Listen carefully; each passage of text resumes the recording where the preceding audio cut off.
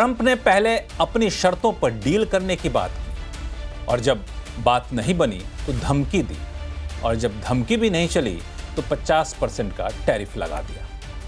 यानी भारत से 10 लाख रुपए का सामान अगर अमेरिका जाएगा तो उस पर 5 लाख रुपए की ड्यूटी लग जाएगी। यानी अमेरिका पहुंचते ही 10 लाख का सामान 15 लाख का हो जाएगा। लेकिन मेरा सवाल यह है कि इस 50% के ट्रंप टैरिफ पर इतना हाहाकार क्यों मचाना? अब देखिए ना, भारत की इकॉनमी 339 लाख करोड़ रुपए की है। पूरी दुनिया में हम हर साल करीब 38 लाख 35 हजार करोड़ रुपए का सामान भेजते हैं, यानी एक्सपोर्ट करते हैं। इसमें से अमेरिका जाता है सिर्फ 7 लाख 65 हजार करोड़ रुपए, यानी कुल एक्सपोर्ट का करीब 20%। क्योंकि 50% का टैरिफ तो भारत के सारे सामानों पर लगना नहीं है, तो मोटा मोटी इससे 3 लाख 20 हजार करोड़ रुपए के एक्सपोर्ट पर असर पड़ने की संभावना है। मान लिया जाए कि ये जो एक्सपोर्ट है बिल्कुल बंद हो जाता है तो क्या होगा?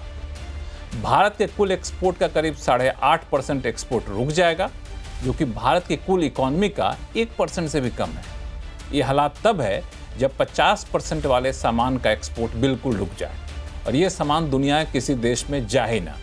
मतलब खराब से खराब हालात में भारत के कुल एक्सपोर्ट का 8.5% रुक जाएगा और 339 करोड़ रुपए की इकॉनमी में 1% का फर्क पड़ेगा। और हासिल क्या होगा?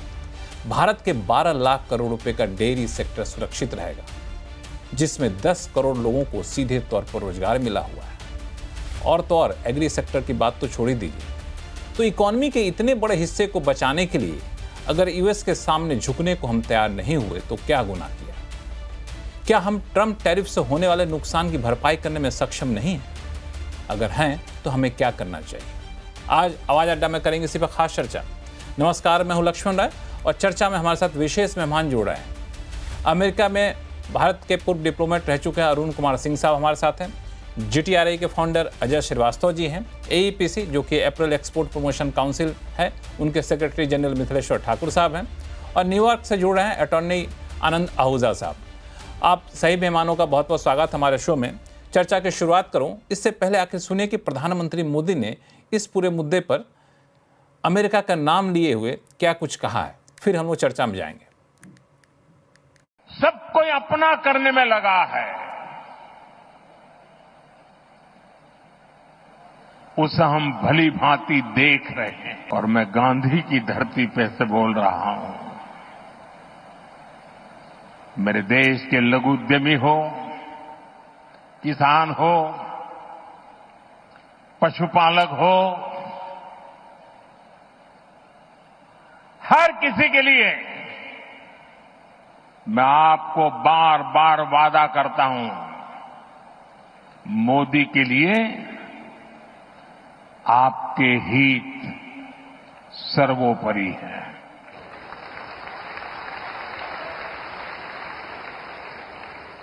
मेरी सरकार लघु उद्यमियों का, किसानों का, पशुपालकों का कभी भी अहित नहीं होने देंगी। दबाव कितना ही क्यों ना आए, हम झेलने की अपनी ताकत बढ़ाते जाएंगे। एम्बेसडर अरुण कुमार सिंह साहब, प्रधानमंत्री मोदी को आपने सुना, दबाव कितना भी आए हम अपनी इंडस्ट्री को अपने हितों की सुरक्षा करने के लिए आगे रहेंगे, डटे रहेंगे, साफ तौर से इशारा है। हालांकि अमेरिका का नाम उन्होंने नहीं लिया और ये बयान तब आया है जब यूएस ने 50% टैरिफ को नोटिफाई कर दिया है। आप भारत के रुख को कैसे देखते हैं ऐसे माहौल में? देखिए, भारत ने साल के शुरू से ही कोशिश की थी कि अमेरिका के साथ एक बायलैटरल ट्रेड एग्रीमेंट हो जाए। आपको याद होगा कि बजट में हमने पहले ही कुछ ऐसे प्रोडक्ट्स पे टैरिफ कम कर दिए थे जो अमेरिका के इंटरेस्ट में थे। और जब हमारे प्रधानमंत्री फरवरी में अमेरिका गए तो जॉइंट स्टेटमेंट में कहा गया कि दोनों एक bilateral multi sectoral free trade agreement पे नेगोशिएशन करेंगे।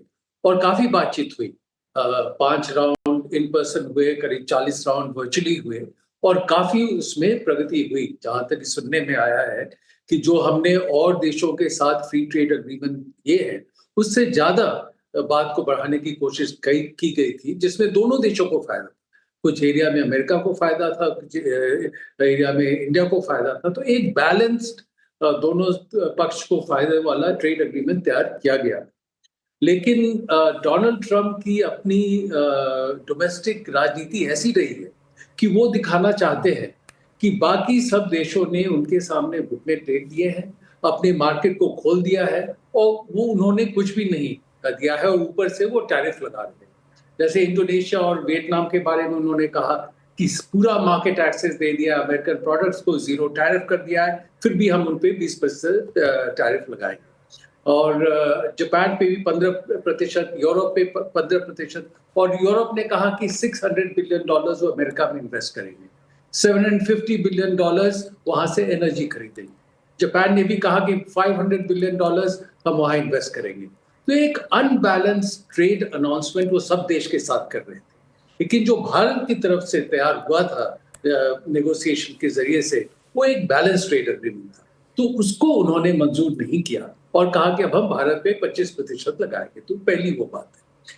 दूसरी उनकी डोमेस्टिक पॉलिटिक्स ये रही है कि वो दिखाना चाहते हैं कि विश्व भर में जो भी कॉन्फ्लिक्ट चल रहे हैं उनको वो रिजॉल्व करने की कोशिश कर रहे हैं, और रशिया यूक्रेन कॉन्फ्लिक्ट को भी रिजॉल्व करना चाहते हैं। उन्होंने कहा था कि 24 घंटे के अंदर मैं समस्या का समाधान कर दूंगा, या मैं अगर राष्ट्रपति होता तो ये युद्ध शुरू हुआ नहीं होता। अब उन्होंने प्रेसिडेंट ट्रंप पुतिन से भी मुलाकात की, लेकिन रशिया यूक्रेन कॉन्फ्लिक्ट को सुलझाने के अभी कोई आसार नजर नहीं आ रहे। तो उनको क्रिटिसिज्म हो रहा है, और ये भी कहा जा रहा है कि रशिया पे आपने तो कोई एक्शन नहीं लिया जब आप राष्ट्रपति बने, यूक्रेन के खिलाफ एक्शन लिया लेकिन रशिया के खिलाफ नहीं किया। तो अभी रशिया के खिलाफ वो एक्शन नहीं लेना चाहते हैं क्योंकि रशिया के साथ बात बढ़ाना चाहते हैं। चीन रशिया से ज्यादा इंपोर्ट कर रहा है बनस्पत के कितना भारत कर रहा है, लेकिन चीन के खिलाफ एक्शन नहीं लेना चाहते हैं कि चीन ने दिखाया कि अगर वो चीन के खिलाफ एक्शन लेंगे तो चीन के पास भी क्षमता है कि अमेरिका के खिलाफ एक्शन ले। और जब उन्होंने लिया था तो अमेरिका का बॉन्ड मार्केट डिस्टेबलाइज हो गया, और चीन ने भी कुछ एक्सपोर्ट कंट्रोल लगाए थे जो अमेरिका हटाना चाहता है, तो उनके खिलाफ एक्शन नहीं लेना चाहते। तो उनके ऊपर जब ये प्रेशर आया कि कुछ तो दिखाइए कि आप रशिया के खिलाफ क्या कर रहे हैं, तो उन्होंने फैसला किया कि फिर हम इंडिया के ऊपर और बढ़ा देते हैं। तो ये उनकी अपनी आंतरिक राजनीति है, लेकिन इसके हवाले से उन्होंने जो अमेरिका इंडिया के जो रिश्ते हैं उस पर उन्होंने आघात पहुंचाया है। तो उनको इसके बारे में सोचना होगा, क्योंकि पिछले 25 सालों से दोनों देश की सरकारों ने कोशिश की थी कि धीरे धीरे रिश्तों को मजबूत किया जाए, ज्यादा कॉन्फिडेंस लाया जाए, ट्रस्ट लाया जाए इस रिलेशनशिप में। लेकिन उन्होंने जो किया है उससे हमारे लोगों में एक बार फिर से ये धारणा होगी कि अमेरिका एक रिलायबल पार्टनर नहीं है, कोर्सिव पार्टनर है।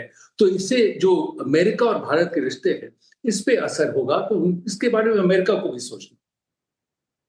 बिल्कुल, ये इसमें दो बातें आपने कही कि भारत के लिए अमेरिका रिलायबल पार्टनर है कि नहीं है, और दूसरा जो दलीलें दी गई वो दलील तथ्यों से बिल्कुल परे है। मैं बाकी मेहमानों के पास जाऊं, इससे पहले मैं अटॉर्नी आनंद आहूजा साहब आपके पास आना चाहूँगा, क्योंकि आप यूएस में बैठे हुए हैं, कि ये जो दलील दी गई कि आप रशिया से ऑयल खरीदते हैं और उस ऑयल के पैसे से यूक्रेन में वॉर को फाइनेंस किया जा रहा है, इसीलिए हम आपको पनिश करना चाहते हैं। भारत ने बार बार समझाया, और तथ्य भी रखे, वो तथ्य हमारे पास भी हैं, आपके पास भी, पूरी दुनिया के सामने है, कि भारत से ज़्यादा ऑयल तो चाइना खरीदता है, रशिया से ज़्यादा कारोबार तो सबसे ज़्यादा यूरोप करता है। तो वहाँ क्यों नहीं करना, उनको पनिश नहीं करना, सेलेक्टिवली इंडिया को पनिश करना? इस लॉजिक को यूएस में कैसे देखा जा रहा है? लक्ष्मण जी, मैं इस सारी समस्या को 3 पहलुओं से देखता हूँ। पहला पहलू तो ये है कि अगर यूनाइटेड स्टेट्स का अगर ट्रेड डेफिसिट देखें तो 1 ट्रिलियन से ज़्यादा है, और ये कई समय से चलता आ रहा है। इसमें सिर्फ इंडिया ही नहीं है बल्कि दूसरे देश भी शामिल हैं। डोनाल्ड ट्रंप ने जो टैरिफ का ये मुद्दा उठाया है, इसमें 86 के करीब कंट्रीज जो हैं उन पे ये टैरिफ जो लगा है। दूसरी चीज तो डोनाल्ड ट्रंप एम्फेसिस कर रहे हैं वो रेसिप्रोकल टैरिफ के ऊपर एम्फेसिस कर रहे हैं।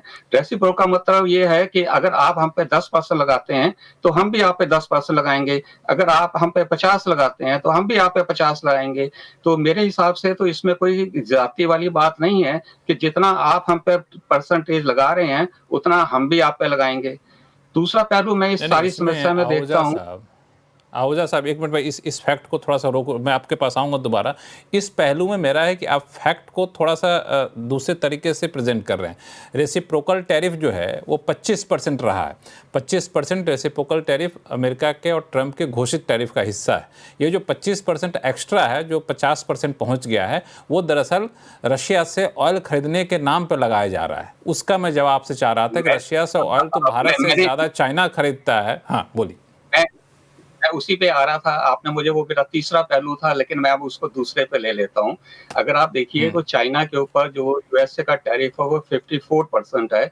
ब्राजील के ऊपर जो है, हालांकि ब्राजील के ऊपर यूएसए का कोई ट्रेड डेफिसिट नहीं है, लेकिन फिर भी ब्राजील पे जो टैरिफ है वो 50% है।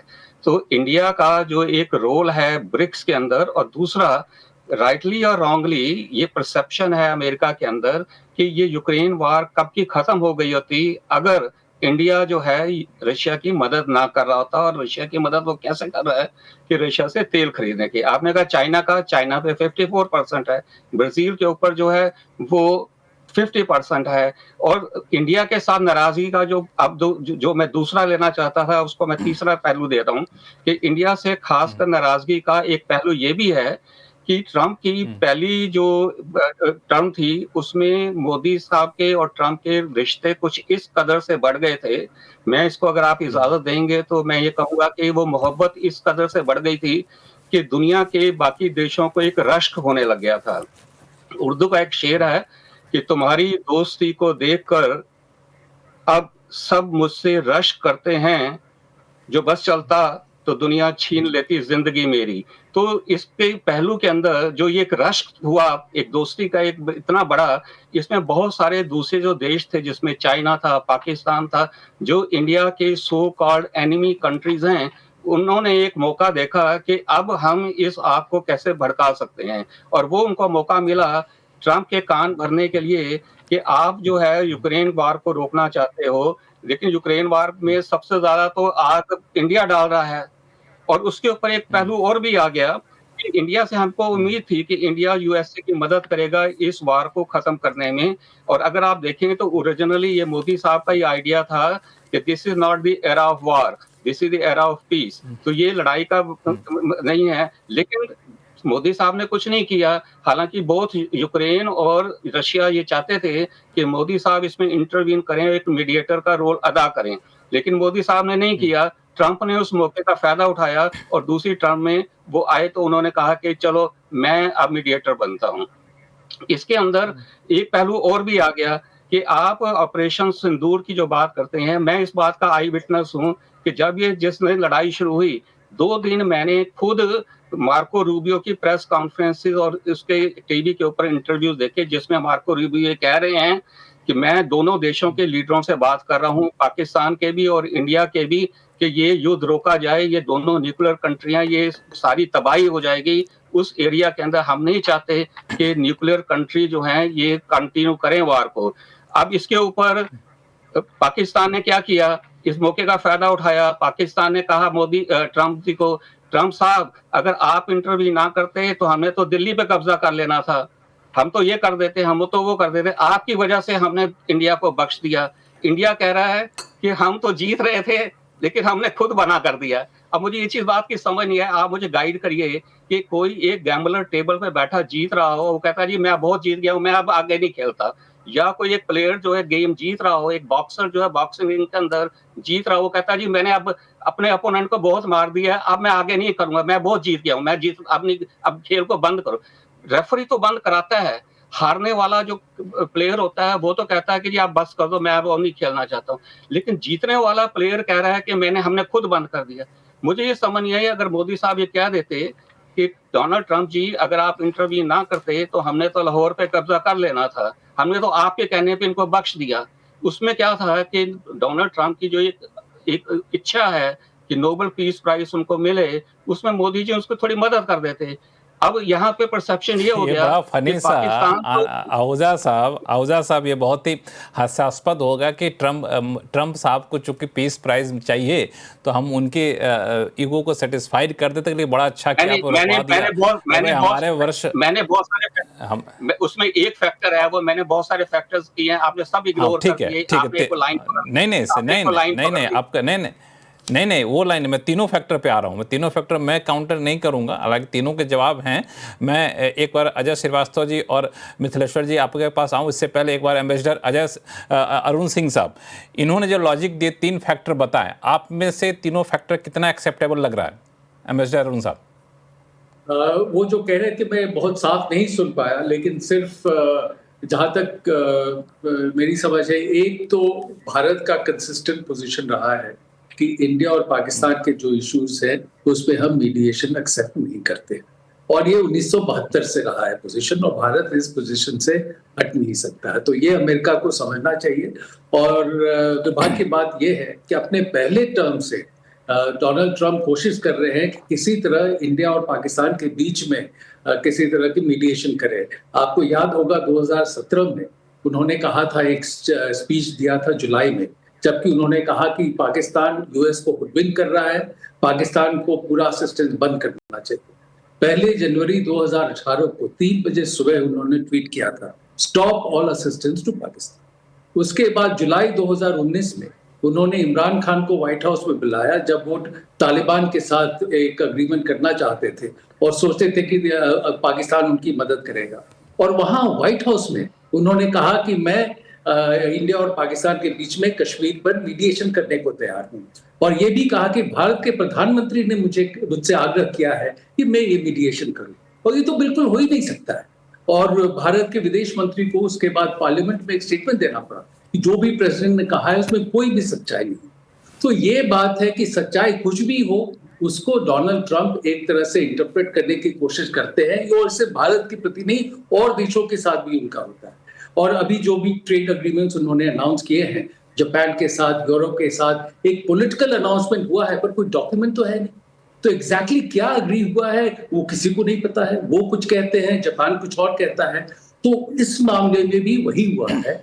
एक बार ऑपरेशन सिंदूर हुआ तो डोनाल्ड ट्रंप को लगा कि ये मौका है हमारे लिए प्रोजेक्ट करने का कि मैं मीडिएशन करूंगा और फिर मैं नोबेल पीस प्राइज लेने की कोशिश करूंगा। अब उनकी जो भी जिज्ञासा हो, लेकिन बात यह है कि भारत का ये कंसिस्टेंट पोजीशन रहा है, और भारत कभी नहीं मान सकता है कि कोई तीसरा पार्टी, और इसका कारण ये भी है 1950-1960 में यूके और यूएस ने मीडिएशन किया था इंडिया और पाकिस्तान के बीच में, और उस समय हम लोगों ने देखा कि वो बायस्ड मीडिएटर थे, वो अपने हित को देख के मीडिएट करते थे, ये न देखते हुए कि दोनों देशों का क्या है। तो थर्ड पार्टी का अपना इंटरेस्ट होता है, और इस बात को ध्यान में रखते हुए 1972 में जब से शिमला समझौता हुआ, उसके बाद भारत का फर्म पोजीशन रहा है कि कोई भी मीडिएशन हम एक्सेप्ट नहीं करेंगे। अमेरिका को ये समझना होगा, अगर कोई भी अमेरिकी या अमेरिका के राष्ट्रपति इस बात को किसी और लेना चाहे तो भारत से एक ऑपोजिशन होगा ही उसको। हालांकि इसमें एम्बेसडर अरुण साहब, मेरा मानना है कि कई बार इस तरह के युद्ध में थर्ड पार्टी मीडिएट करता है इनडायरेक्टली, लेकिन इसको श्रेय लेने वाली होड़ जो मची हुई है, वो होड़ इस तरीके से शायद पहली बार मची है। एक चीज और देखिए, तो फर्क है। आनंद आहूजा, एक मिनट में आ रहा हूँ सर। आनंद आहूजा साहब ने एक चीज और कही कि टैरिफ तो चीन पे भी लगा है, बाकी देशों पे भी लगा है, और कमोबेश बराबर लग रहा है। हालांकि यहाँ पे है कि रशिया से ऑयल खरीदने के नाम पर जो टैरिफ है शायद वो इंडिया पे लगा है, चीन और ब्राजील पे नहीं लगा। एक मिनट अजय श्रीवास्तव जी को जोड़ता हूं। अजय श्रीवास्तव जी, आपका क्या टेक है इस पे? तो आप ठीक कह रहे हैं, रशिया से ऑयल खरीदने के लिए टैरिफ केवल हमारे ऊपर लगा है। ब्राजील के ऊपर भी 50% टैरिफ है, लेकिन वो उसकी वजहें अलग हैं। उसकी 2 वजहें मिस्टर ट्रंप बताते हैं। पहली वजह है कि जो उनके पुराने लीडर थे मिस्टर बोल्सोनारो, उनके साथ में ट्रायल फेयर नहीं हो रहा है। और दूसरी वजह बहुत ही ज़्यादा हंसने वाली है, मैं ये कहूँगा। वो कह रहे हैं कि ब्राज़ीलियन गवर्नमेंट जो एक्स है ट्विटर, उसको बहुत सारी रिक्वेस्ट देता है एंटी ब्राज़ीलियन कंटेंट जो है हटाने के लिए। तो अमेरिकन फ्री मीडिया के साथ में मजाक है, तो लीजिए आप 50% टैरिफ ले लीजिए। तो ब्राज़ील के ऊपर 50 ऐसे लगा है, और हमारे ऊपर 25% एक्स्ट्रा लगकर 50 हो जाता है रशियन ऑयल की वजह से। ये दोनों के ऊपर 50 है, लेकिन रीज़न दोनों के अलग अलग हैं। और ट्रम्प साहब को इतना हम लोग जानते हैं, वो 100 रीजंस जो है ना एक दिन में मैन्युफैक्चर करके जिसके ऊपर जो चाहेंगे लगा देंगे। उसका कोई हमें बहुत ज़्यादा लॉजिक ढूंढने की जरूरत नहीं है। तो ये लॉजिक ढूंढने की ज़रूरत नहीं है, लेकिन इस पे मैं आऊँगा। हमारे साथ AEPC के सेक्रेटरी जनरल मिथिलेश्वर ठाकुर साहब हैं, जो IAS भी रह चुके हैं और बहुत सारे ट्रेड नेगोशिएशन में इनकी भूमिका काफ़ी महत्वपूर्ण रही है। तो मिथिलेश्वर जी, सबसे ज़्यादा इम्पैक्ट इस टैरिफ के लगने का जो माना जा रहा है वो है अप्रैल और गारमेंट को लेकर के। तो आप लोगों ने इस इम्पैक्ट को असेस किया है और इसको कैसे इस असर को कम करने की कोशिश आप लोग कर रहे हैं? पूरे टेक्सटाइल सेक्टर में अगर देखें तो इम्पैक्ट कुछ 10.3 बिलियन US डॉलर का है जो US एक्सपोर्ट होता है। अप्रैल स्पेसिफिकली 5.33 बिलियन है, जो अप्रैल एक्सपोर्ट्स का ऑलमोस्ट 33% है। तो 25% टैरिफ पर तो ट्रेड रिकनसाइल्ड था कि वो एब्जॉर्ब कर पाएंगे जो डिफरेंशियल ड्यूटी है। बट अभी एग्जिस्टिंग जो डिफरेंशियल ड्यूटी है विजा विज जितने मेजर कंट्रीज हैं गारमेंट एक्सपोर्टिंग, चाहे वो बांग्लादेश हो या वियतनाम हो या श्रीलंका हो, वो 30 से 31%, 30% है। फिर वो इंडोनेशिया से देखिए वहाँ 19% है। तो इतने टैरिफ डिफरेंशियल को एब्जॉर्ब करना ट्रेड के लिए मुश्किल हो रहा है। तो ये सिचुएशन एक ऐसी आ गई है कि लग रहा है कि गारमेंट इंडस्ट्री को US मार्केट से मूव अवे करना पड़ेगा, जो बड़ा ही पेनफुल सिचुएशन है। अभी फिलहाल ये हो रहा है कि अभी तो विंटर एंड फॉल के ऑर्डर्स एग्जीक्यूट हो रहे हैं, 1 महीने के बाद से स्प्रिंग्स के जो ऑर्डर हैं वो एग्जीक्यूट होने हैं। तो अभी US बायर्स का ये फीडबैक आ रहा है कि या तो आप 30% ड्यूटी डिफरेंशियल को एब्जॉर्ब कर लो, और अगर आप एब्जॉर्ब करने की स्थिति में नहीं है तो आप अपने फैब्रिक को दूसरी कंट्री शिप कर दें, चाहे बांग्लादेश हो या श्रीलंका हो। अब बड़ी सी असमंजस की स्थिति में एक्सपोर्टर्स हैं, क्योंकि अगर वो एक्सपोर्ट करते हैं तो वो उनको ड्यूटी एब्जॉर्ब करके लॉस बियर करना पड़ेगा। बट अगर वो नहीं एक्सपोर्ट करते हैं तो वो अपने वर्कर्स को इमीडिएटली रिट्रेंच तो नहीं कर सकते, क्योंकि तो उस स्थिति में उनको वेज पे करना पड़ेगा और उनके सारे कंपनसेशन को देते हुए, तो आइदर वे उनका लॉस है ऑलमोस्ट एक क्वांटिटी का। सो बाय एंड लार्ज एक्सपोर्टर्स ने ये डिसाइड किया है कि हम अपने जो स्प्रिंग्स के ऑर्डर्स हैं या विंटर फॉल के रिमेनिंग ऑर्डर्स हैं उसको एग्जीक्यूट करें, और क्योंकि इस स्थिति में कि लॉस होते कम से कम वो अपने कस्टमर बेस को रिटेन कर पा रहे हैं। चूंकि उम्मीद है कि कोई इनको रास्ता महीनों में निकल जाए, या हो सकता है सरकार गवर्नमेंट का सपोर्ट इंडस्ट्री डिमांड कर रही है कि कम से कम जो पेंडिंग जो ऑर्डर पाइपलाइन में ऑर्डर्स हैं उसको एग्जीक्यूट करने के लिए, या जब तक कि को BTA में कुछ फेवरेबल टर्म्स ऑफ ट्रेड नहीं डिसाइड होते हैं, कम से कम कुछ फिस्कल सपोर्ट इमीडिएटली दिया जाना चाहिए। इंडस्ट्री ने बहुत सारी चीजें डिमांड की है, बट इमीडिएट टर्म में ये डिमांड है कि आपको फिस्कल सपोर्ट दें, और दूसरा है कि इंटरेस्ट इक्वलाइजेशन स्कीम जो एक रीढ़ की हड्डी था, क्योंकि हमारा कॉस्ट ऑफ कैपिटल बहुत ज्यादा है, वो दिसंबर 2024 के बाद से डिसकंटिन्यू हो गया, उसको इमीडिएटली रिवाइव करें।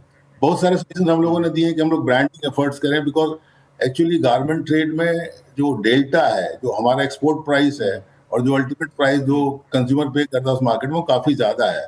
तो है कि हम why should we export for others, manufacture for others, हम लोग खुद ब्रांड बिल्ड करें लोकल ब्रांड के लिए। सो हम लोगों ने मिनिस्ट्री को अप्रोच किया है कि वो IBEF जैसी संस्थाओं से एंगेज करके इंडिया के बहुत सारे जो बड़े बड़े ब्रांड इंडियन ब्रांड्स हैं उसको ग्लोबल बनाने की कोशिश की जाए।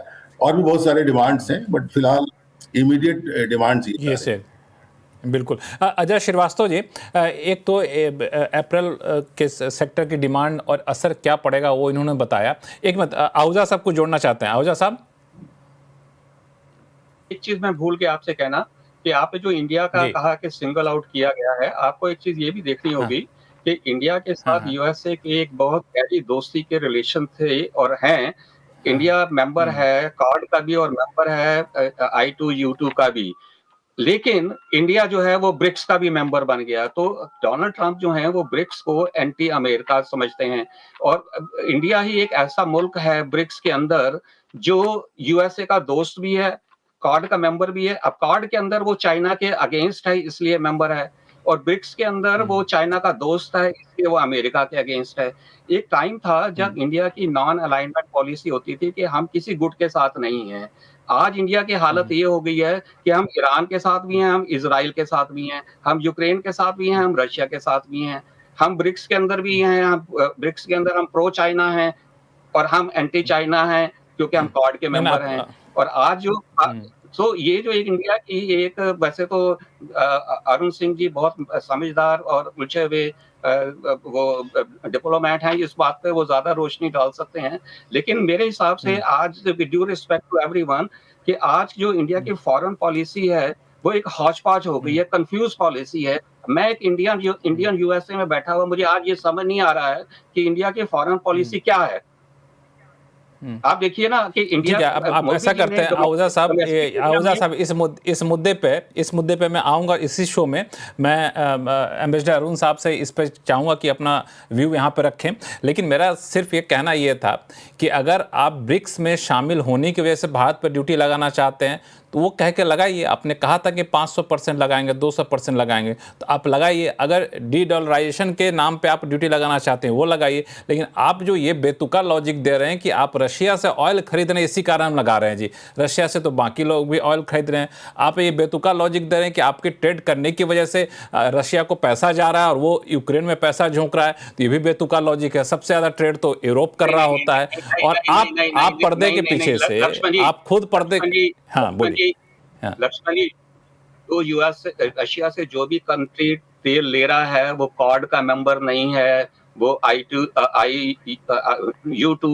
का मेंबर नहीं है। एक इंडिया ही ऐसा कंट्री है जो इधर का भी है ना, इंडिया के साथ चाइना भी है। ब्रिक्स का मेंबर है ना, चाइना भी है, ब्राजील भी है। वो भी तो चाइना कार्ड का मेंबर नहीं है, चाइना कार्ड का मेंबर नहीं है। आप या हमारे दोस्त हैं या हमारे दुश्मन हैं। आप कह रहे हैं कि हम आपके दोस्त हैं, हम आपके दुश्मन भी हैं। नहीं, मैं इस पे एम्बेसडर अरुण साहब से राय लूंगा, लेकिन एक छोटी सी बात मैं पूछना चाह रहा था अजय श्रीवास्तव जी से। अजय श्रीवास्तव जी, अप्रैल की बात इन्होंने की थी अभी, अप्रैल के अलावा कौन कौन से सेक्टर आपको लग रहा है जहां पे सबसे ज़्यादा इम्पैक्ट पड़ रहा है और सरकार को करना क्या चाहिए अभी इमीडिएट इस हालात को संभालने के लिए? देखिए, अगर हम फ्रेमवर्क में देखें तो 30% वैल्यू वाइज जो गुड्स हैं उसमें जैसे स्मार्टफोन्स हैं, कुछ और इलेक्ट्रॉनिक प्रोडक्ट हैं, सारे नहीं कुछ, या फार्मास्यूटिकल्स एपीआई है या पेट्रोलियम प्रोडक्ट्स हैं, इनमें टैरिफ नहीं लगेगा। आधे ऑटो कंपोनेंट, हमारा $6.4 बिलियन का ऑटो कंपोनेंट जाता है यूएस में, उसमें आधे में 25% लगेगा, बाकी आधे में 50 लगेगा।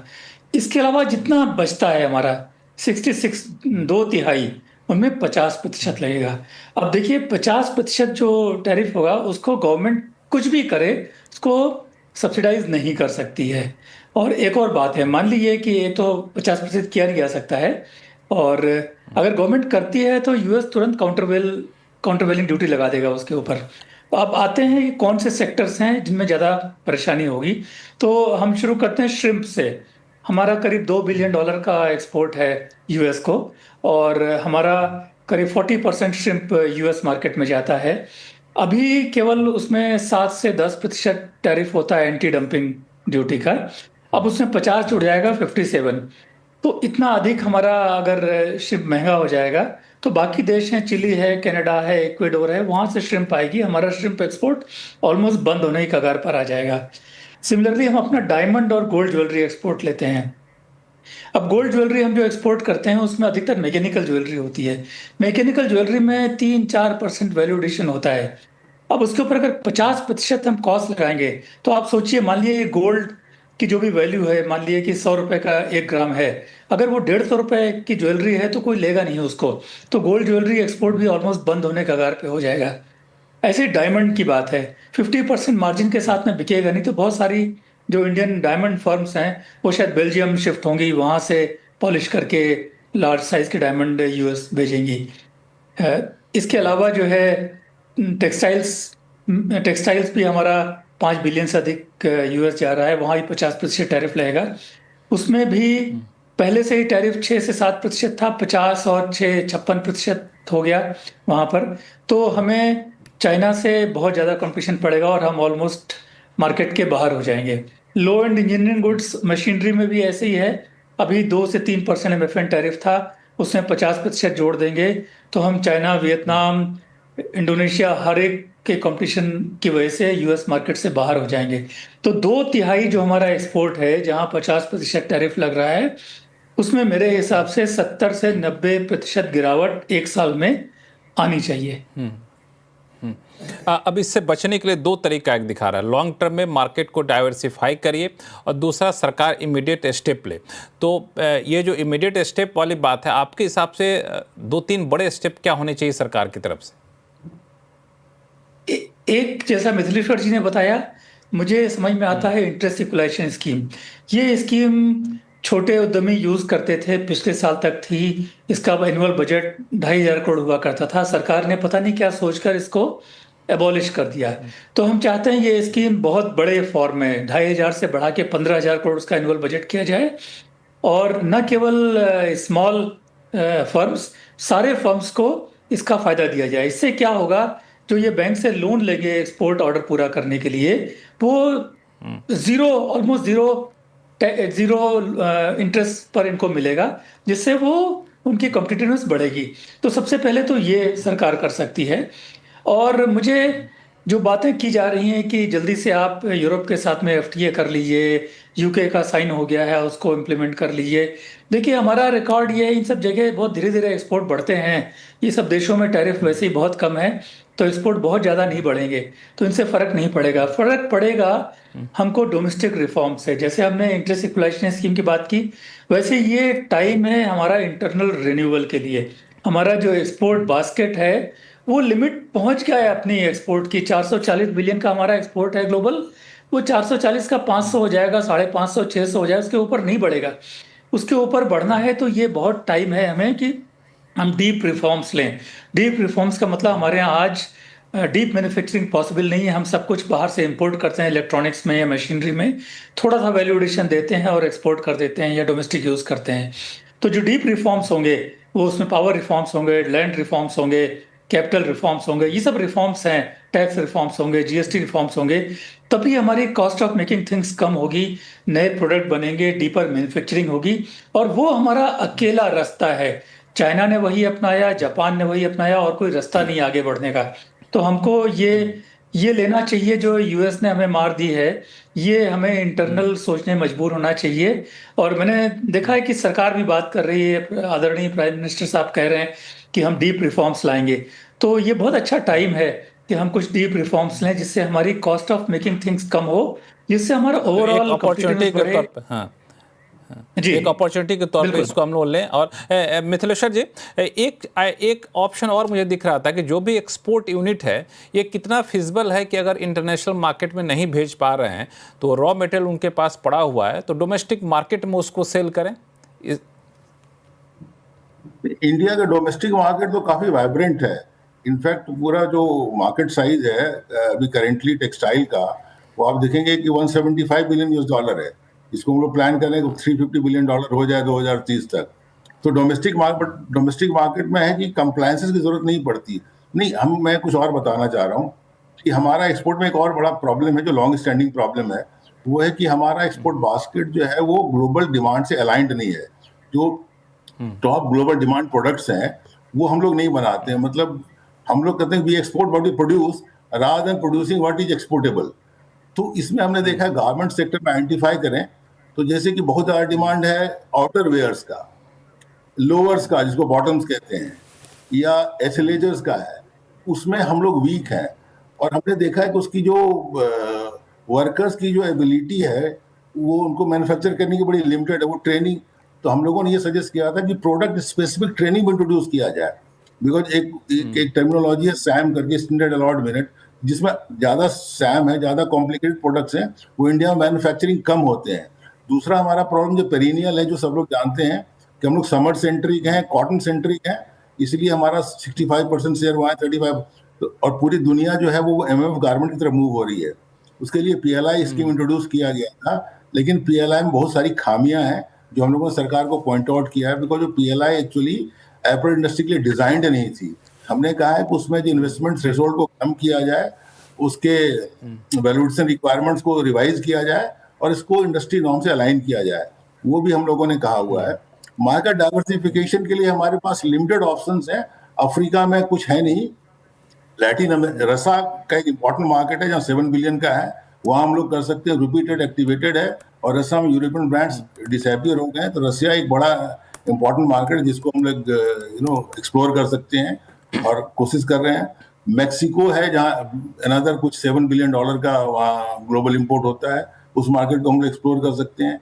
जापान में हम लोग काफी दिन से ट्राई कर रहे हैं। जापान वर्ल्ड का 4th लार्जेस्ट इंपोर्टर है, कुछ $24 बिलियन का वहाँ ग्लोबल ट्रेड होता है, बट हम लोग सेपा होने के बावजूद उस मार्केट को ज़्यादा नहीं हमारा पेनिट्रेशन हो पाया था, क्योंकि उनकी एथनिसिटी, उनके डिज़ाइन जो है ना इंडियन मैन्युफैक्चरिंग से मैच नहीं करते थे। बट ऑफ लेट हम लोगों ने काफ़ी मतलब जापान के जो मेजर ब्रांड के साथ एंगेज किया है, चाहे वो यूनिक्लो हो या डिस्ट्रिया हो या तो, और वो लोग ऑलमोस्ट, लेकिन जापान को ऑन बोर्ड करने उनका क्वालिटी नॉर्म्स बड़े स्ट्रिंजेंट है and they take their own sweet time to on board, but तो जापानीज समय लगेगा नहीं, बट अभी हम लोग ऑलमोस्ट वो ब्रेक थ्रू हो चुका है, क्योंकि हम लोग जापान के साथ बहुत डीपली एंगेज कर रहे हैं। तो वो मार्केट हमें लगता है कि हम लोग बहुत स्ट्रिक्टली उसको वहाँ हम लोग बहुत आराम से कैप्चर कर पाएंगे मार्केट को। हाँ, बिल्कुल।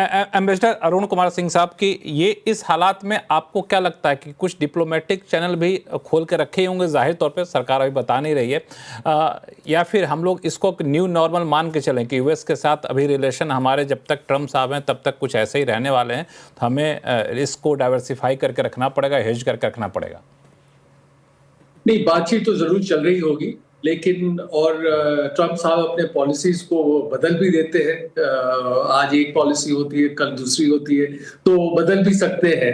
तो इसलिए बातचीत जारी रहे, लेकिन और कभी न कभी तो मामला सुधरेगा, क्योंकि भारत के लिए अमेरिका के साथ जो रिश्ते महत्वपूर्ण हैं, और अमेरिका के लिए भी भारत से जो रिश्ते महत्वपूर्ण हैं, क्योंकि अमेरिका जैसे हो सकता है चीन के साथ एक ट्रेड डील कर ले, उनकी बातचीत चल रही है, लेकिन वो ट्रेड डील करते भी हैं। तो एक महत्वपूर्ण बात है कि अमेरिका ने कहा है कि उनका main economic, technological, military rival China है, और चाइना ही ऐसा देश है जो विश्व स्तर पे अमेरिका को रिप्लेस करना चाहता है। तो अगर वो ये कंपटीशन होगा उनका चाइना के साथ, तो इसमें उनको डील करने के लिए भारत एक महत्वपूर्ण पार्टनर रहेगा। अब जैसे भारत में 1700 ग्लोबल कैपेबिलिटी सेंटर्स है, जो कि cutting edge research and development, technology development work कर रहे हैं मल्टीनेशनल कॉर्पोरेशंस के लिए, उनके ग्लोबल ऑपरेशंस के लिए। 20% सेमीकंडक्टर डिजाइन में जो इंजीनियर्स हैं वो भारत में है। तो अमेरिका जानता है कि उनके लिए भी ये रिलेशनशिप इंपॉर्टेंट है। तो कभी ना कभी तो मामला सुधरेगा, लेकिन सुधरेगा उस समय भी भारत में ये धारणा बनी रहेगी कि अमेरिका ने एक बार फिर दिखा दिया है कि वो एक अनरिलायबल पर्सीव पार्टनर हो सकता है। तो उस, और जो पिछले 25 साल से जो लोगों ने मेहनत की है उस पर थोड़ा एक इम्पैक्ट होगा, तो थोड़ा डाइवर्सिफिकेशन ज्यादा होगा और लोग रिलेशनशिप को फिर डीपन करेंगे, लेकिन इस बात को ध्यान में रखेंगे।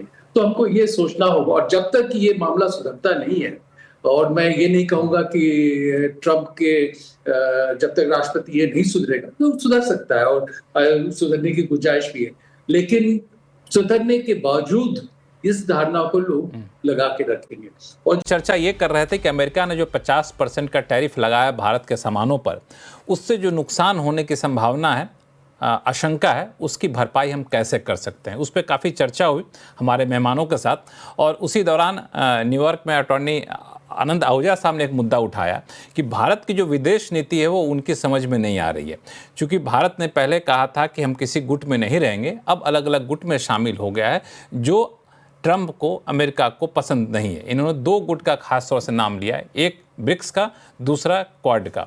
अब ये दोनों गुट में शामिल होने से यूएस आखिर इतना नाराज क्यों है, और भारत की रणनीति वाकई गलत है या फिर सही है? इस पे मैं आऊँगा, आहूजा साहब आपके पास भी आऊँगा, क्योंकि शुरुआत में करता हूँ एम्बेसडर अरुण साहब से जो इस पे जवाब देना चाह रहे थे ब्रेक से पहले। लक्ष्मण, मैं ये कहूँगा कि भारत ने कभी नहीं कहा कि वो किसी गुट में नहीं रहेगा। भारत ने कहा था किसी भी मिलिट्री अलायंस में नहीं रहेगा। पहले भी भारत नॉन अलाइन मूवमेंट का सदस्य रहा है, तो एक तो ये बात है। दूसरा, हर देश ये कोशिश करता है कि फॉरेन पॉलिसी में अपने रिश्तों को इस आधार पे बनाए कि उसकी autonomy of decision making maximize हो सके। अब जैसे अमेरिका, भारत के साथ उसके रिश्ते अच्छे हैं, तो क्या वो पाकिस्तान से रिश्ते नहीं रखता है? क्या वो चीन से रिश्ते नहीं रखता है? सो हर देश ये करता है, तो वो क्यों एक्सपेक्ट करेंगे कि अगर हमारे अमेरिका से रिश्ते अलग अच्छे हैं तो और बाकी देशों से जिसके साथ अमेरिका के कुछ प्रॉब्लम है उनके साथ अब रिश्ते नहीं रखें। जहां तक ब्रिक्स का सवाल है, अब जैसे इजिप्ट जिसके बड़े मजबूत रिश्ते हैं अमेरिका के साथ, यूनाइटेड अरब एमिरेट्स जिसके भी बड़े मजबूत रिश्ते अमेरिका के साथ, अभी वो गए ट्रंप यूएई गए थे, यूएई ने $2 बिलियन ट्रंप के क्रिप्टो करेंसी फर्म में इन्वेस्ट किया है, वो भी तो ब्रिक्स के मेंबर है। इसलिए ये कहना कि चूंकि आप कुछ देशों के साथ चल रहे हैं, उनके जो दुश्मन है उनके साथ नहीं चलिए, इसका मतलब कि फिर अमेरिका पाकिस्तान के साथ रिश्ते नहीं रखे, चीन के साथ रिश्ते नहीं रखे। तो अगर मैं कहूं, आज जो सबसे कंफ्यूजिंग फॉरेन पॉलिसी है वो तो अमेरिका की, क्योंकि जो उनके दोस्त हैं उनके ऊपर वो प्रेशर बना रहे हैं, जो कि उनके एडवर्सरी हैं उनके ऊपर वो कोई प्रेशर नहीं बना रहे हैं। अभी उनके रिश्ते हैं जैसे बहुत अच्छे साउथ कोरिया के साथ, साउथ कोरिया के राष्ट्रपति गए हुए हैं और वहां डोनाल्ड ट्रंप कर रहे हैं कि मैं नॉर्थ कोरिया के राष्ट्रपति के साथ मिलना चाहता हूं, और उन्होंने कहा कि साउथ कोरिया के राष्ट्रपति ने कहा कि आप वहां जाके एक ट्रंप टावर बनाइए, वहां गोल्फ कोर्स बनाइए। तो इसलिए जो आनंद आहूजा साहब ने बात कही वो मेरे हिसाब से इस बात को दर्शित करता है कि सारे देश यही कोशिश करते हैं कि उनके ऑप्शंस मैक्सिमाइज हो सके। बिल्कुल। अटॉर्नी आनंद आहूजा साहब, आपने कहा अपने फैक्ट के साथ, आपने जो है लॉजिक के साथ आप इस नतीजे पहुंचे थे कि भारत की विदेश नीति आपको समझ में नहीं आ रही है। अब फैक्ट के साथ एम्बेसडर अरुण साहब कह रहे हैं कि हमें अमेरिका की विदेश नीति समझ में नहीं आ रही है। मैं आपके पास आऊँगा आनंद आहूजा साहब, लेकिन अजय श्रीवास्तव जी, आप हालांकि आप ट्रेड देखते हैं, लेकिन हर नीति के पीछे ट्रेड बड़ा हिस्सा होता है। आपको किसकी विदेश नीति ज़्यादा अच्छी लग रही है यहाँ पे? नहीं, मैं तो इनफैक्ट दोनों लोगों से पूर्णतया सहमत, दोनों तरफ की बातें सही हैं। देखिए, अमेरिका जो चाहे कर सकता है, वो पावरफुल कंट्री है, वो अपने दोस्तों के ऊपर प्रेशर बना रहा है, दुश्मनों को गले लगा रहा है, चाइना से डर रहा है, जो स्ट्रांग लोग हैं उनसे डर रहा है, जो थोड़ा वल्नरेबल दिखते हैं उनके ऊपर दादागिरी कर रहा है।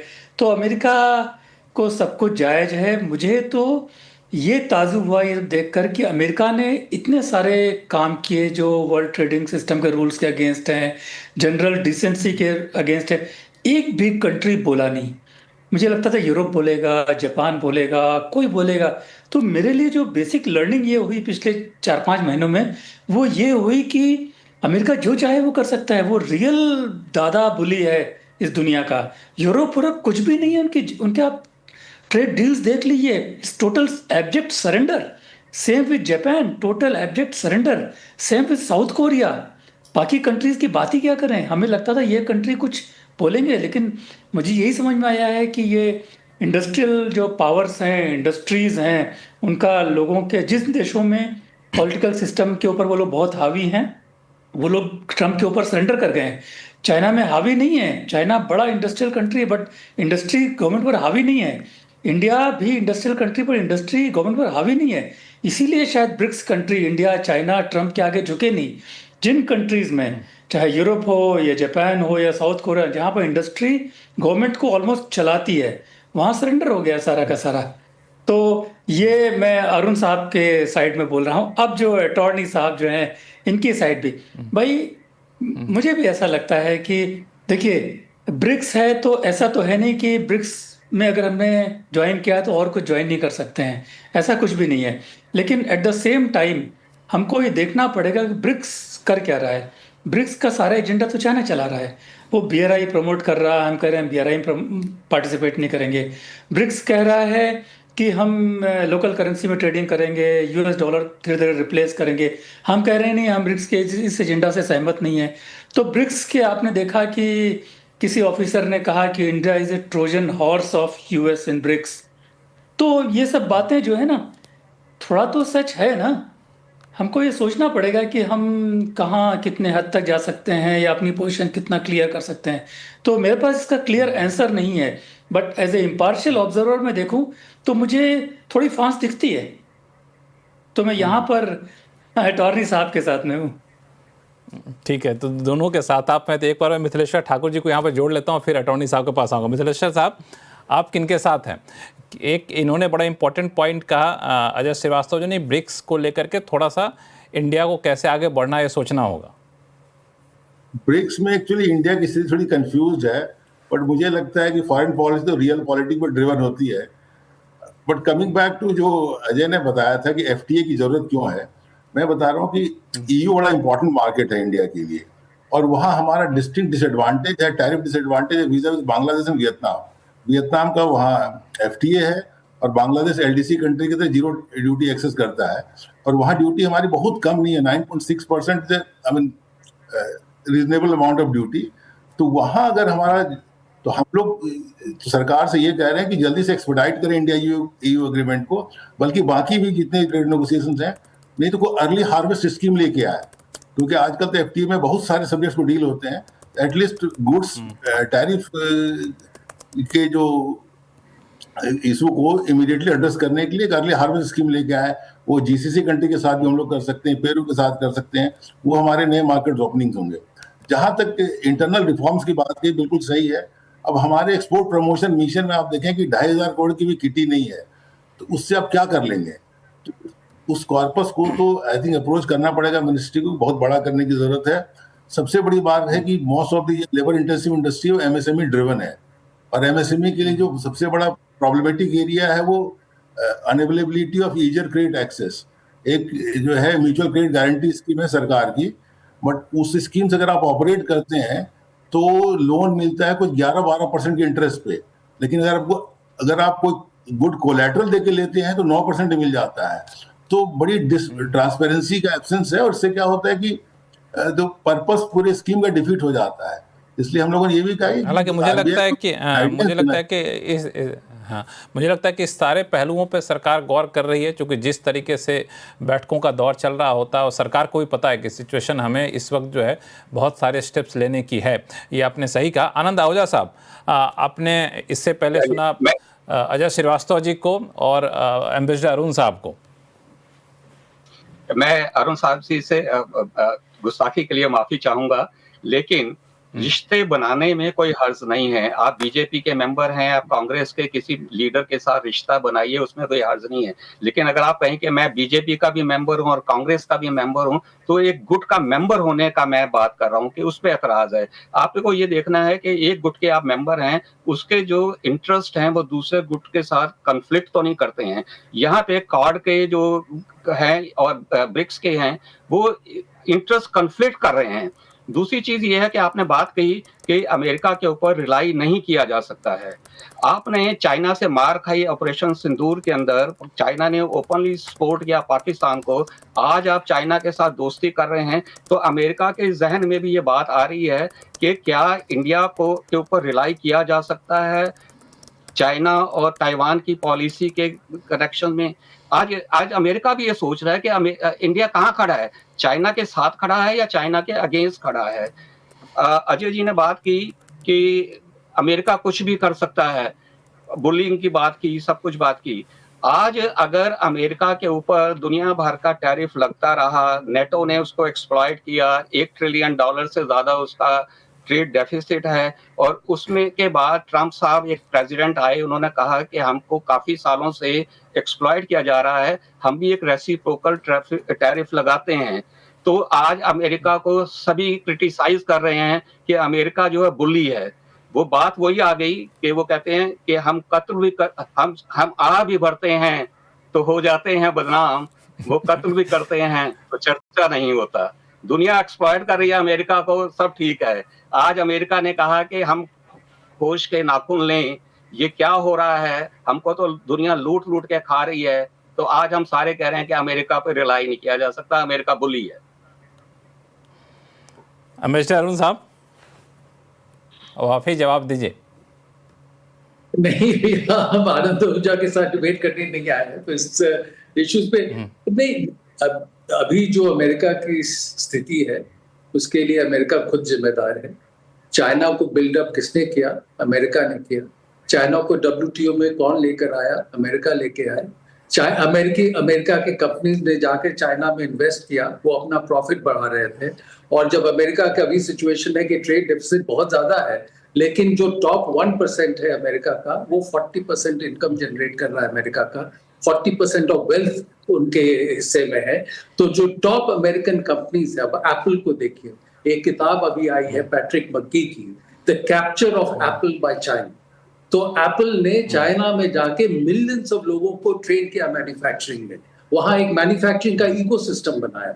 तो अमेरिकी कंपनियों ने अपने शॉर्ट टर्म फायदे को देखते हुए चाइना के मैन्युफैक्चरिंग कैपेसिटी को बिल्ड किया। और आज भी देखिए जर्मन की जो ऑटो कंपनीज हैं, वो चीन के खिलाफ कोई एक्शन नहीं लेने देना चाहते, क्योंकि वो चीन को सप्लाई करना चाहते हैं। तो जैसा कि अजय ने कहा था, इन सब देशों में जो इंडस्ट्रीज है, उनका सरकार के ऊपर बहुत असर रहता है, उनका पॉलिटिकल सिस्टम ऐसा है। तो इन कंपनी को फायदे को देखते हुए उन देशों ने अलाउ किया, उन लोगों ने जाके चीन की कैपेसिटी को बढ़ाया, और उस वजह से आज अमेरिका का ट्रेड डेफिसिट है। और अमेरिका का मान लीजिए ट्रेड डेफिसिट बहुत है, पर इंडिया भी तो ट्रेड डेफिसिट कंट्री है, इंडिया ट्रेड सरप्लस तो नहीं है। तो फिर आप अब इंडिया के खिलाफ क्यों एक्शन ले रहे हैं? तो इसमें कोई भी रैशनल एक्सप्लेनेशन नहीं है, एक पॉलिटिकल है, क्योंकि अमेरिका के जो 40 to 50% मिडिल का पॉपुलेशन है, जब अमेरिकी कंपनी पैसा बना रहे थे बाहर जाकर, इस पॉपुलेशन का वेजेस स्टैग्नेट किए, डेथ रेट बढ़ गए, ड्रग एडिक्शन बढ़ गया, अनएम्प्लॉयमेंट बढ़ गया। इन लोगों ने एक ट्रम्प फिनोमेनन को खड़ा करके डोनाल्ड ट्रम्प को राष्ट्रपति बना दिया है, और डोनाल्ड ट्रम्प दिखाना चाहते हैं कि बाकी जगहों से ये मैन्युफैक्चरिंग यहाँ लाना चाहते हैं। तो अगर लाना चाहते हैं तो चीन के खिलाफ एक्शन लीजिए, क्योंकि चीन का जीडीपी 18% ऑफ ग्लोबल जीडीपी है, लेकिन 32% ऑफ ग्लोबल मैन्युफैक्चरिंग चाइना में है। एक्सेस कैपेसिटी की बात करते हैं, वो चाइना में है। इंडिया में तो मैन्युफैक्चरिंग का डेफिसिट है। तो ये तो एक रैंडम है, बस दिखाने के लिए कि मैं बहुत ताकतवर हूं, जिसके खिलाफ एक्शन लेना चाहूं ले सकता हूं, भले ही रैशनल हो नहीं हो, दोस्त हो नहीं हो। और इसलिए उनके किसके खिलाफ एक्शन नहीं ले रहे? चीन के खिलाफ, क्योंकि चीन ने दिखा दिया कि अगर आप हमारे खिलाफ एक्शन लेंगे तो हम भी आपके खिलाफ एक्शन लेंगे और आपके ऊपर कॉस्ट आएगा। अजय श्रीवास्तव जी, ये लॉजिक कई बार, हाँ बोलिए। हाँ, मैं केवल इस बात का जवाब देना चाहता हूं कि बेचारे अमेरिका का इतना ट्रेड डेफिसिट कैसे बढ़ गया, लोगों ने एक्सप्लॉइट किया। उसका जवाब बहुत सिंपल है। इंडिया चाहे भी तो ट्रेड डेफिसिट एक लिमिट के बियॉन्ड नहीं हो सकता है, किसी कंट्री का नहीं हो सकता है। अमेरिका का अनलिमिटेड हो सकता है, क्योंकि उनको डॉलर अर्न नहीं करने हैं हमारे जैसे, उनको छापने हैं। उनको एक प्रिंट कमांड देनी, डॉलर आ गया और सामान खरीद लिया उन्होंने। उनका ट्रेड डेफिसिट बढ़ता जाएगा, जितना वो चाहेंगे उतना बढ़ेगा, और कोई बात ही नहीं है इसमें। मेरा अजय श्रीवास्तव जी एक पॉइंट है जो आहूजा साहब ने भी कहा कि अब तक आप हमारे सामान पे ड्यूटी लगा रहे थे, हम आपको 50 तरह के एड दे रहे थे, अब हम ड्यूटी लगा रहे हैं तो फिर क्यों रो रहे हैं? हमारे सामान तो देखिए, हम सारा जो दुनिया का ट्रेडिंग सिस्टम है, यूएस ने ही उसको एस्टेब्लिश किया है, वो वर्ल्ड ट्रेड के रूल्स के अंडर चलता है। वहाँ सारे देशों ने कमिटमेंट किए थे कि कौन कितनी ड्यूटी लेगा, और सारे देशों पे लेगा। तो हम लोग तो अपना, हमारा भले ही अधिक ड्यूटी, बट हम अपना जो कमिटमेंट उसको वायलेट नहीं कर रहे हैं। यूएस अपना कमिटमेंट वायलेट कर रहा है, एक तरह से नहीं, कई तरह से वायलेट कर रहा है। WTO कहता है कि आप किसी एक प्रोडक्ट के ऊपर हर कंट्री से सेम टैरिफ लेंगे, वो हर कंट्री पे अलग अलग ले रहा है। वो जितना कमिट किया था उससे कई गुना ज्यादा समय चूंकि कम है, बीच में आपको रोक रहा हूं। आनंद आहूजा साहब, कि आपने खुद जो ट्रेड सेटअप किया था, ट्रेड के जो खुद कानून बनाए थे, उन कानून का उल्लंघन खुद कर रहे हैं। 15 सेकंड में जवाब दीजिएगा, शो का समय चूंकि खत्म हो रहा है। मैं इस पहलू के ऊपर बहुत बार बात कर चुका हूं। इंडिया या तो ये कहे कि हम एक डेवलप्ड कंट्री हैं, या ये कहें कि हम अंडर डेवलप्ड कंट्री हैं, या ये कहें कि हम डेवलपिंग कंट्री हैं। जब आप मेंबर बने गैट के 1948 में, तो आप अंडर डेवलप्ड कंट्री के बने थे। जब WTO के मेंबर बने आप 1995 में, तो आप अंडर डेवलपिंग कंट्री के की तरह मेंबर बने। तो आप जो टैरिफ लगा था उस वक्त, वो एक डेवलपिंग कंट्री के रेट पे लगा था, आप पर भी और चाइना पे भी। आज आप क्लेम करते हो कि हम दुनिया की 4th लार्जेस्ट इकोनॉमी है, तो आप वही बात आती है कि इंडिया जो है, हालात बदल गए हैं, तो उस पुराने कानून का हवाला क्यों दिया जाना? माफी चाहूंगा, बीच में रुकना पड़ा क्योंकि शो का समय यहाँ पे खत्म हो रहा है, लेकिन बहुत ही दिलचस्प चर्चा आप लोगों के साथ हुई। आप सभी मेहमानों ने समय निकाला, इसके लिए बहुत बहुत धन्यवाद। आवाज अड्डा में फिलहाल इतना ही। देखते रहिए CNBC आवाज।